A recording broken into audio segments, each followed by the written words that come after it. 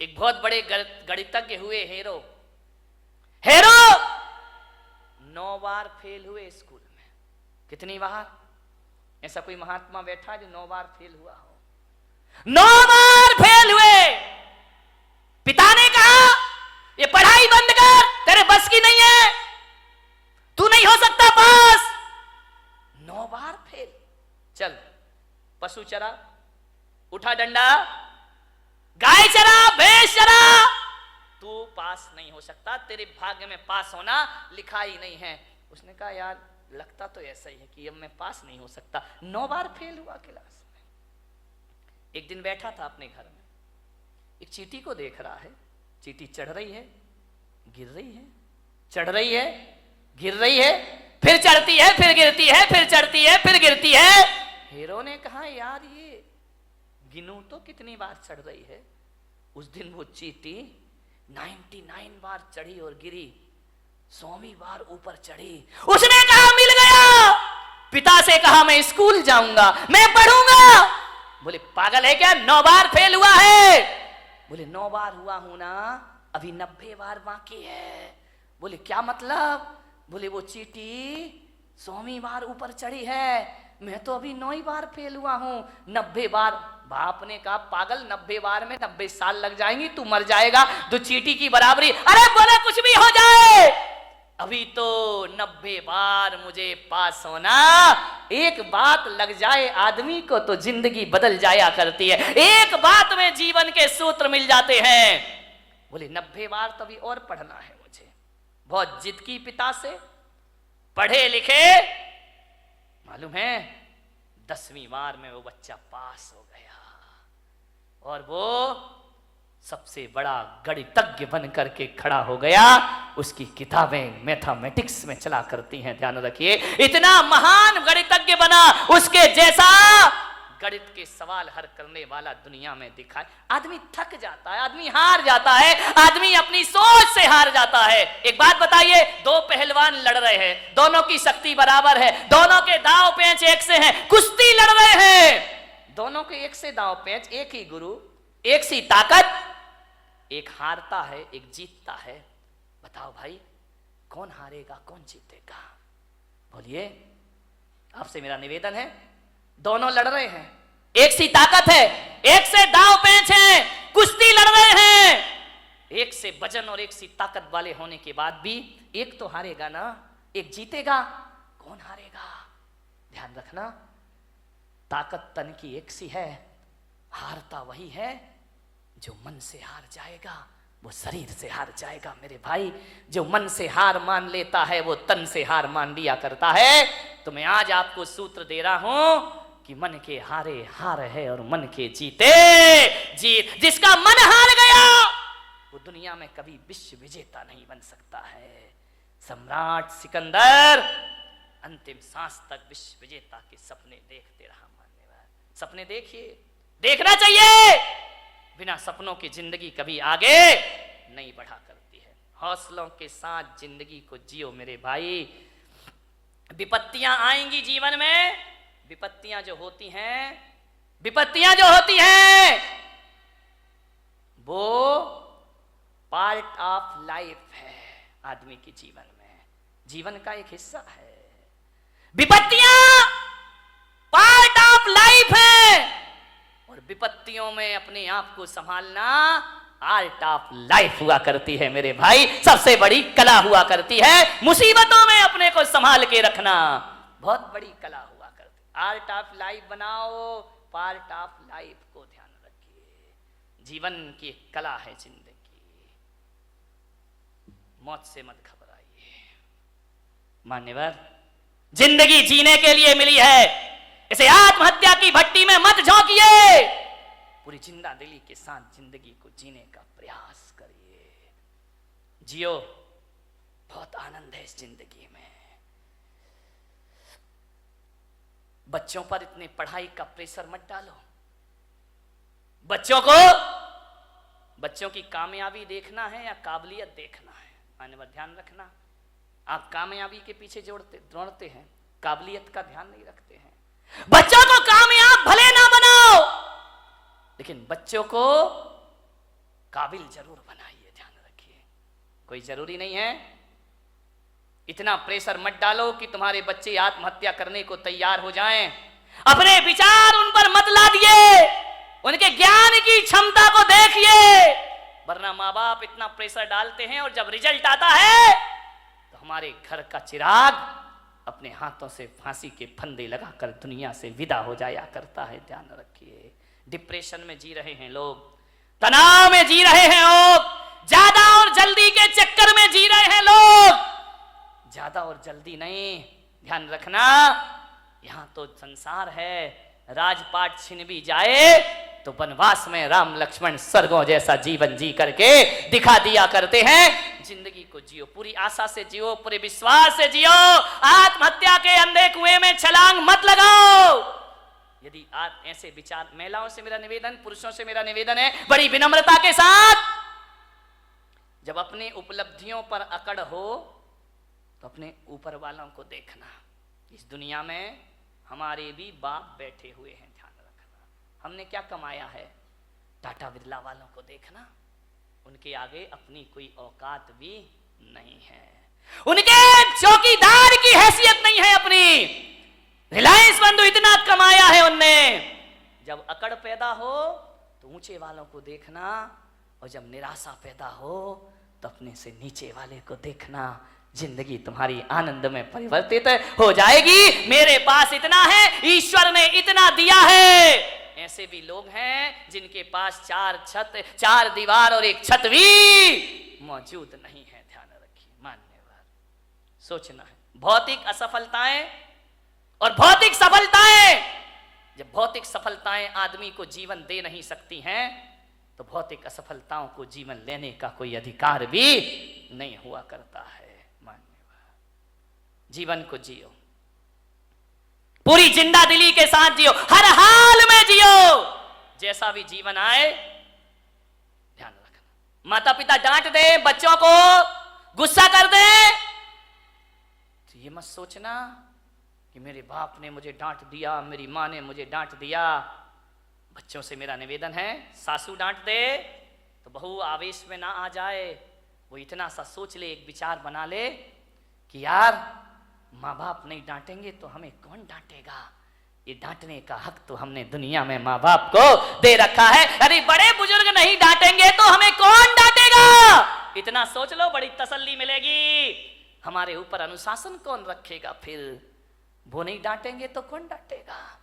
और बड़े बुजुर्गों से निवेदन है, बच्चे बेटियां बहुएं गलती कर दें तो डांटने से पहले सोचना, बच्चे गलती नहीं करेंगे तो कौन गलती करेगा। आपका घर सुखी बन जाए। बच्चों से ही तो गलतियां होती है, बहू से ही तो गलतियां। अरे आई है, बच्ची है, ससुराल से आई है, हो गई गलती, उसके लिए इतना तमाशा खड़ा करने की क्या जरूरत है। जीवन को सुखी बनाने की छोटी छोटी सी बातें हैं, ये आपकी जिंदगी को बदल के रख देंगे, पलट के रख देंगे। गलतियां तो बच्चों से ही होती हैं। बड़े सोच लें बच्चे तो गलती करेंगे ही करेंगे, और बच्चे सोच लें माँ बाप तो डांटेंगे ही डांटेंगे। जिंदगी को समझना, आराम से जियो। जिंदगी जीना एक कला है मेरे भाई, इस कला को थोड़ा सा सीखिए। ये जिंदगी बोझ भी होती है और जिंदगी वरदान भी हुआ करती है मेरे भाई। कांटों पे नजर होगी तो दुनिया में कांटे ही कांटे हैं, फूलों पे नजर होगी तो दुनिया में फूल ही फूल हुआ करते हैं। मान्यवर निवेदन है आपसे, पूरी जिंदगी को हौसले से जीने का प्रयास, हर हाल में जियो। एक साधु थे, अपनी बात समाप्त करता हूं। कुटिया में बैठे हुए थे और अचानक कोई एक गाय लेकर आया कि संत जी गौदान देता हूं, आज से ये गाय आपके आश्रम में रहेगी। संत ने कहा मजा आ गया, ये गाय मेरे आश्रम में रहेगी। बोले चेले चपाटी थे, बड़े खुश हुए, गाय आ गई, गाय आ गई, कल से दूध पिएंगे, दही बनेगा, छाछ मिलेगा, मावा मिलेगा। बहुत खुश हुए। संत ने गाय की बड़ी सेवा की, बड़े अच्छे से रखा, घास खिलाई, पानी पिलाया, बड़ी मस्ती संत की। 3 दिन बाद पता चला कोई गाय उठा के ले गया। संत ने कहा मजा आ गया। अरे चेलों ने कहा बाबा जी पागल हो गए क्या, गाय आई थी तब तो मजा आया था, ये चली गई तो अब काहे का? अरे बोले बड़ा मजा आ गया, बड़ी जिंदगी आनंदमय हो गई। अरे बोले संत जी पागल, दिमाग खराब तो। अरे बेटा नाचो, गाय गई गाय गई। अरे बोले अब दूध कहाँ मिलेगा, मावा कहाँ मिलेगा, छाछ कहाँ मिलेगा?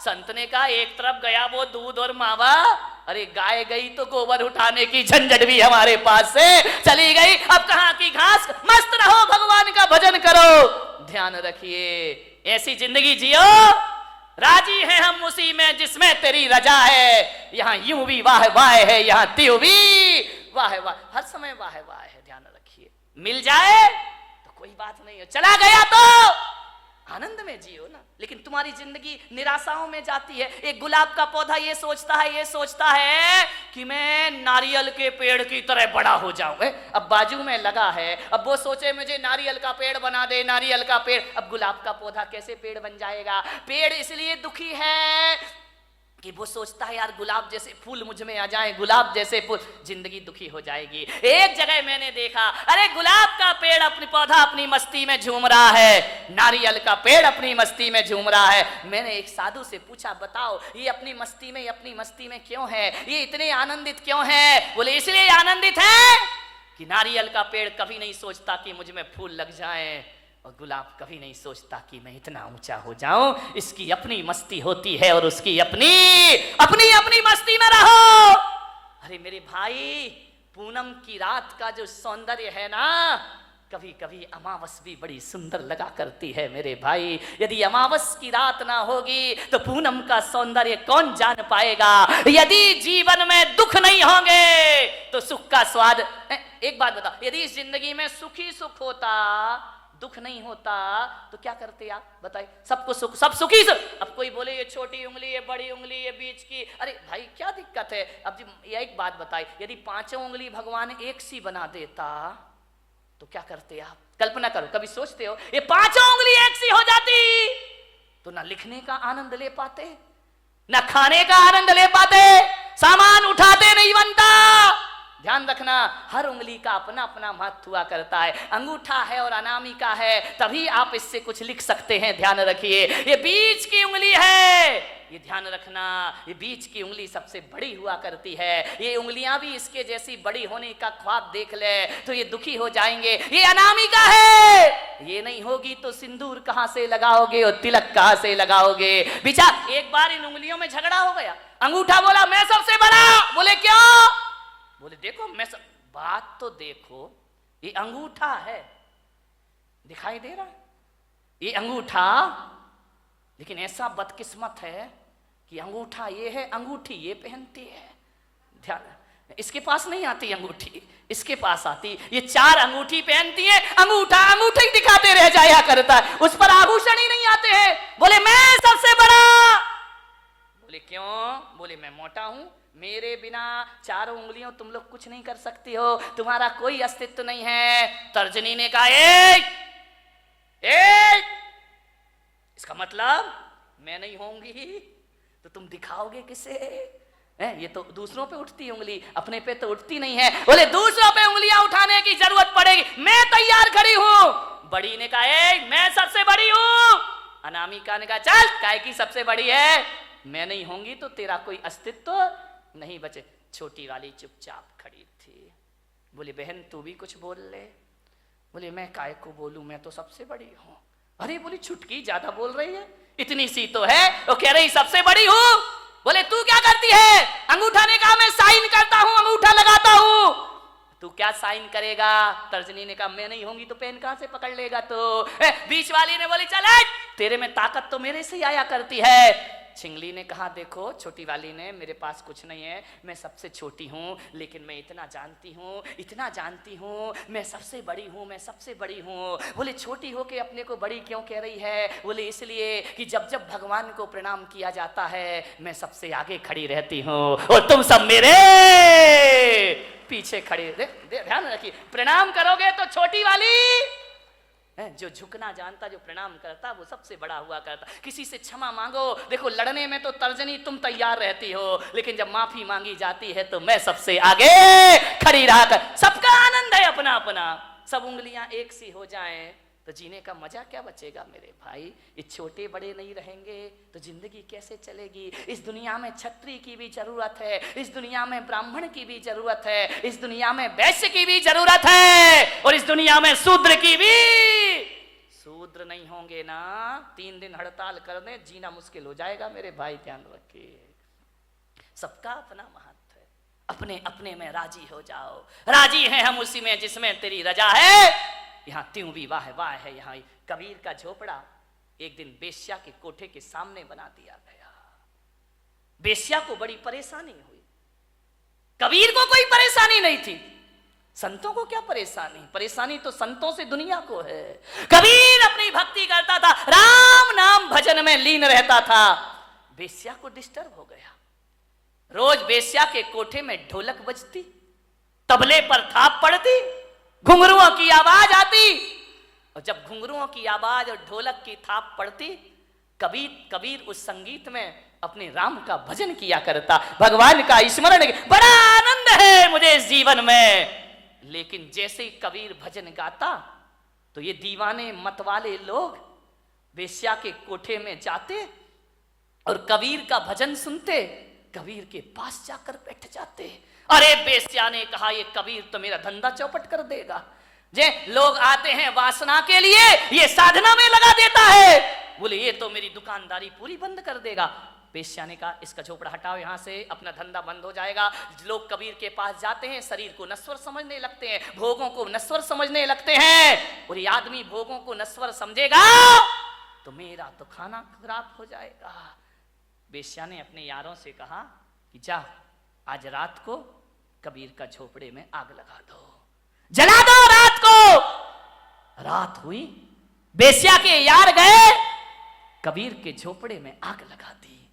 घास फूस का झोपड़ा धू धू करके जलने लगा। कबीर ने देखा, वाह वाह, अभी तो ये झोपड़ा तू कितना चाहता है मेरा राम, मुझे कितना प्यार करता है। क्योंकि जब ये झोपड़ा था ना, तब तुझे दिक्कत होती थी मुझे देखने में। अब झोपड़ा हटा दिया, आओ अपन सामने से दीदार करेंगे। बीच की दीवार खत्म हो गई, मजा आ गया, हरि भजन करने लगा, जल गया झोपड़ा। बोले लोग हवन यज्ञ करते हैं तो आहुतियां डालते हैं, वारे मेरे राम जी, तुमने तो मेरा झोपड़ा ही आहुति में डाल दिया, मजा आ गया। अब खुल के आकाश को देखेंगे, चांद सितारों का सौंदर्य देखेंगे। बहुत खुश हुआ कबीर। बात बदल गई।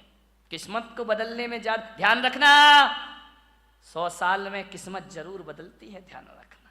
ऐसा कोई नहीं जिसकी किस्मत ना बदलती हो, जरूर बदलेगी किस्मत। आज है कल नहीं रहेगा, आज कुछ नहीं है कल सब कुछ होगा, ध्यान रखिए।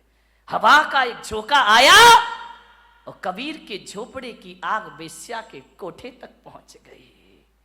और उस आग ने पर्दे जलाना शुरू कर दिए, पर्दे जल रहे हैं, साजबाज जलने लगे, ढोलक फट गई, हारमोनियम जल गया। बेश्या उठी, ये क्या हो गया, मेरे कोठे में आग लग गई, मेरी जिंदगी भर की कमाई सब मिट्टी में मिल गई। बहुत परेशान हुई बेश्या, कोई बुझाने वाला नहीं उस रात को उसके कोठे की आग। सवेरे तक कोठा जल जल के धुआं हो गया। दौड़ी दौड़ी गई कबीर के पास, कबीर कबीर कबीर। कबीर तो भगवान की राम धुन में लगे हुए हैं। अरे कबीर उठो, देखो ये क्या हो गया है।